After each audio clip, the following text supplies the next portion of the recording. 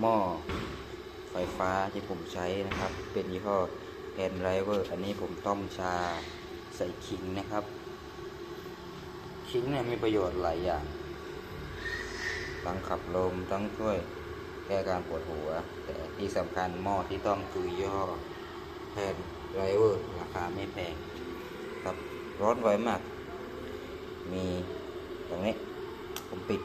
ความร้อนมีให้เลือก2ระดับระดับแรกระดับที่2นี่ลองสั่งซื้อไปใช้กันได้เหมาะมากนะสำหรับ